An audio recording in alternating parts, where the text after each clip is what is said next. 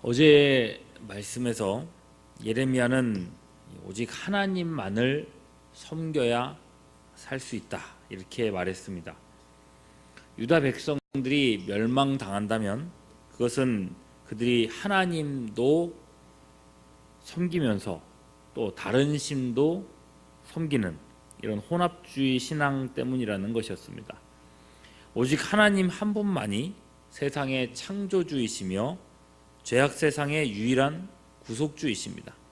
그러니 하나님을 떠나거나 하나님을 섬기더라도 다른 신을 겸하여 섬기면 그 사람은 구원받을 수 없습니다.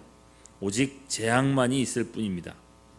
이것이 성경이고 율법이며 하나님께서 전하라 하신 진리입니다. 그런데 예레미야는 이 바른 말씀을 전했다는 이유로 사람들에게 미움을 받죠. 19절 중반 말씀을 보면요, 그들이 나를 해하려고 꾀하기를 우리가 그 나무와 열매를 함께 박멸하자. 그를 살아있는 자의 땅에서 끊어서 그 이름이 다시 기억되지 못하게 하자. 그렇게 예레미야와 그 가솔들을 다 같이 몰살시킬 계획을 세웠습니다. 예레미야는 그저 하나님의 말씀을 있는 대로 전했을 뿐입니다. 백성들이 살 길을 알려준 거죠.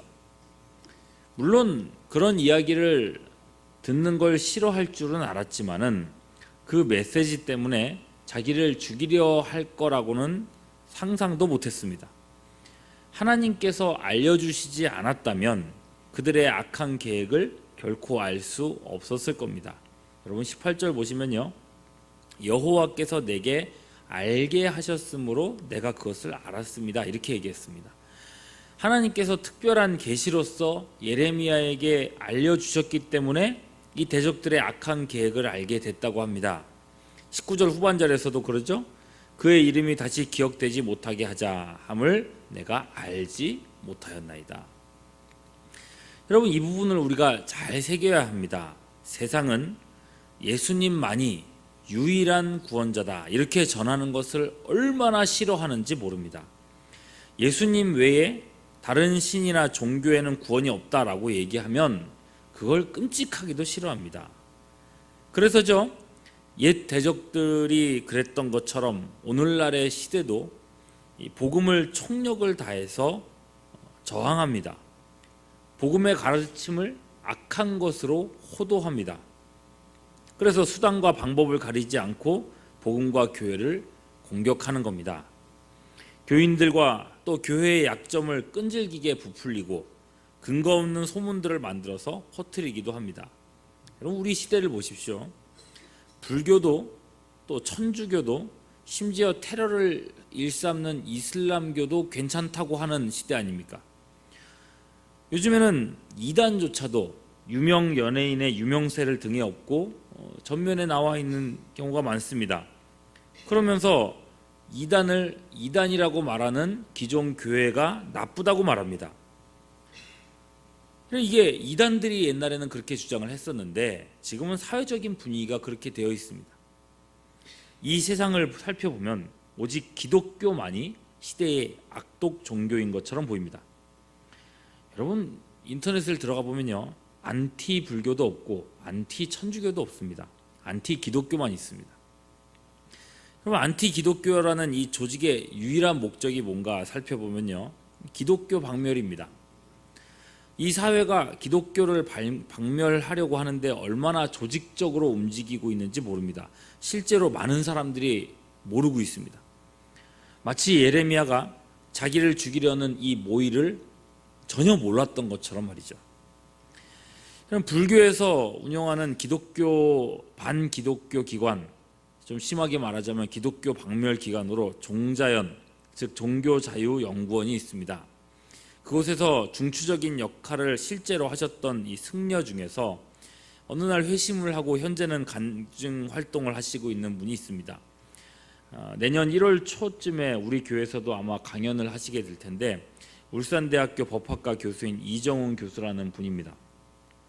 이분이 간증을 하는데 실제로 이분이 기독교 박멸을 위해서 이곳에서 활동했던 일들을 막 간증을 해요. 고백을 해요. 그 중에 하나가 이런 거예요. 왜 예전에는 공공장소에서 이 복음 광고를 많이 하지 않았습니까? 뭐 예수님이 뭐 구원이다 뭐 이런 얘기들도 하고 그랬었는데 포스터라든지 이런 것들을 많이 내놨었죠. 근데 지금은 많이 보기 어려워지지 않았습니까? 바로 이분이 정치와 언론에 꾸준히 영향력을 행사해서 기독교계가 더 이상 공공장소나 방송에서 어떤 발언을 하지 못하도록 그렇게 압력을 행했다라고 고백을 하는 걸 들었습니다. 그럼 이런 조직적인 활동들이 지속적으로 있어 왔다는 겁니다. 물론 이런 얘기를 할 때 우리가 주의해야 될 것은 교회가 잘못한 부분이 있어요. 그런 틈을 내준 게 있다는 거죠. 목회자나 교인들의 잘못된 생활들이 있고요. 여러분, 이런 부분들은 우리가 회개하고 고쳐 나가야 할 부분입니다. 하지만 우리는 우리를 대적하는 이 세상의 실체를 정확하게 볼 수 있어야 합니다. 하나님께서는 예레미야가 순진하게 말씀만 전하도록 하지 않으셨습니다. 18절에서 보셨잖아요. 예레미야를 대적하는 세력의 이 실체를 정확하게 보여주셨습니다. 그래서 예레미야가 감상적인 사역자가 되지 않도록 하셨다는 겁니다. 적의 실체를 정확히 보고 내가 지금 어떤 사람들과 싸우고 있는가, 그리고 내가 어떻게 싸워야 하는가를 분명히 알게 하셨습니다. 자, 이때 예레미야가 놀란 또 다른 이유가 있었습니다. 자기를 죽이려 했던 사람들이 타민족이나 다른 지파나 다른 가문의 사람도 아니고 자신의 출신 가문인 아나돗 사람이 그랬다는 겁니다. 21절과 23절에 그렇게 나오죠. 예레미야 1장 1절에서는 이렇게 말씀했습니다. 베냐민 땅 아나돗의 제사장들 중 hil기야의 아들 예레미야의 말이라. 자기를 죽이려고 했던 사람이 자기를 회방하던 그 사람들이 다름 아닌 자신의 친족이었다는 겁니다. 그것도 제사장이라는 사람들이 그 일에 앞장섰다는 거예요. 예레미야의 사역을 누구보다도 지지해주고 이해해줄 것 같았던 이 사람들이 가장 큰 회방꾼들이었습니다. 대적이었습니다. 제가 앞서서 감상적인 사역자가 되어서는 안 된다 말씀드린 이유가 여기 있습니다. 여러분, 옛 부흥의 시대에 교회가 부흥했던 것은 복음을 전하는 데 있었습니다. 예수님의 십자가 복음을 전하는 그 현장에서 회개가 있었고 변화가 있었고 구원의 역사가 있었습니다. 사람을 변화시키는 능력은 오직 하나님의 말씀뿐입니다. 우리의 행위나 선행이 아닙니다. 물론 이 세상 사람들에게 믿는 사람이 선한 사람으로 드러나야 하는 것은 당연지사입니다. 하지만 우리가 아무리 선해봤자 우리는 그저 질그릇뿐입니다. 중요한 건 우리의 질그릇과 같은 우리에게 담겨져 있는 보배, 바로 예수 그리스도의 십자가의 복음이라는 말입니다. 그런데요, 한국교회는 세상의 공격이 이렇게 극렬한데도 그저 세상 눈치 보기에 바쁜 것 같습니다. 착한 공동체로, 밥 퍼주는 사람들로 그렇게 치장하려고 합니다. 아니요, 복음을 전하지 못한다면 결국 교회가 세상에 무슨 어떤 좋은 일들을 할지라도 그 교회는 세상에 쓸모없는 소금일 뿐입니다. 그런 교회는 아무도 구원할 수가 없습니다. 하나님께서는요, 예레미야가 세상의 어떤 소리에도 불구하고 복음의 나팔수가 되기를 바라셨습니다. 전해야 하는 그 말씀을 전하는 자가 되기를 원하셨습니다. 하나님 외에는 구원이 없다. 다른 신에게는 소망이 없다. 전심으로 하나님께 돌아와야 한다. 회개하라. 이 말을 하는 사람만이 하나님의 참된 사역자라는 겁니다. 물론 이렇게 말하면 세상은 싫어합니다. 인기 없습니다. 고리타분한 교회고 배타적인 집단이라는 소리 듣기 쉽습니다. 기왕이면 사람들이 좋아하는 걸 해야죠. 봉사활동 열심히 하는 교회, 가난한 사람 많이 섬기는 교회로 소문나면 얼마나 좋겠습니까? 실제로도요, 이런 소문이 난 교회가 인기를 얻습니다. 사람들이 많이 찾고 교회가 성장하기도 합니다. 그러면 예레미야가 바로 그런 고통을 겪었던 겁니다. 하나님만을 섬기라고 말했던 예레미야의 편에 아무도 있지 않았습니다. 오히려 하나님의 뜻을 전했다고 숱하게 죽을 위기를 넘겨야 했습니다. 반면 입에 발린 소리나 하는 선지자들, 다른 신을 겸하여 섬겨도 된다고 말하는 이 제사장들에게는 많은 지지자들이 있었습니다. 왕들도 그런 사람의 말만을 들었습니다. 예레미야의 입에서 12장 1절 말씀이 절로 나올 만하지 않습니까? 여호와여, 내가 주와 변론할 때는 주께서 의로우시니이다. 그러나 내가 주께 질문하옵나니 악한 자의 길이 형통하며 반역한 자가 다 평안하면 무슨 까닭입니까? 이에 대한 하나님의 말씀은 단호했습니다. 5절 말씀이죠. 만일 내가 보행자와 함께 달려도 피곤하면 어찌 등이 말과 경주하겠느냐. 내가 평안한 땅에는 무사하려니와 요단강 물이 넘칠 때는 어찌하겠느냐. 여러분, 사람이 말과 경주한다는 게 가능한 일일까요? 거대한 홍수를 사람의 힘으로 어떻게 거스를 수 있겠습니까? 근데 하나님께서 예레미야에게 기대하시는 바가 바로 이거라는 겁니다. 예레미야 12장까지의 상황도요, 여전히 예레미야 사역의 초기에 해당합니다.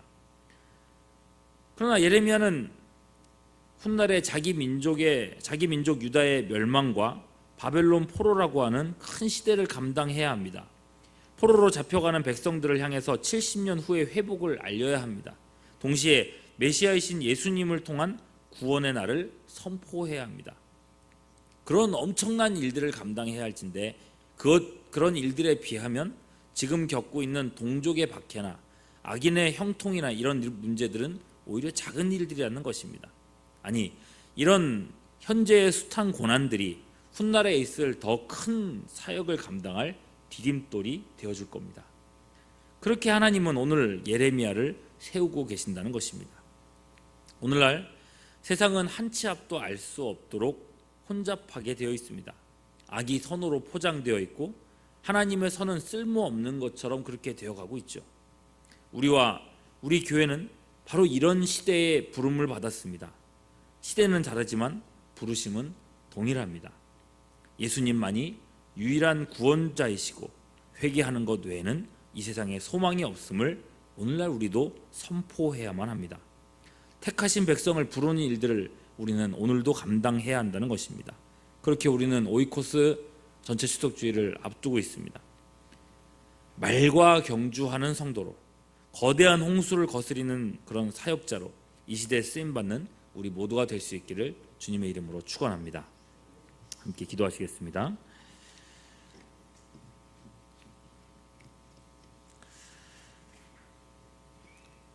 선지자 예레미야에게 자기 시대에 사명이 있었던 것처럼 성도인 우리에게도 우리 시대에 사명을 주신 주님, 이 악한 시대에 예수 십자가의 복음 전하는 일을 잘 감당하는 우리 교회가 되게 하시옵고, 세상에 인정받기보다는 세상에 조롱받더라도 생명 구하는 일에 매진하는 우리가 되게 하여 주시옵소서.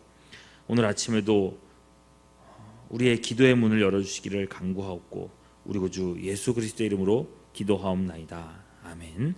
지금은 우리 구주 예수 그리스도의 크신 은혜와 거룩하신 하나님 아버지의 극진하신 사랑하심과 성령님의 교통하심이 함께 예배드린 모든 주의 권속들 위에 이제로부터 영원토록 함께 하시옵기를 간절히 축원하옵나이다. 아멘.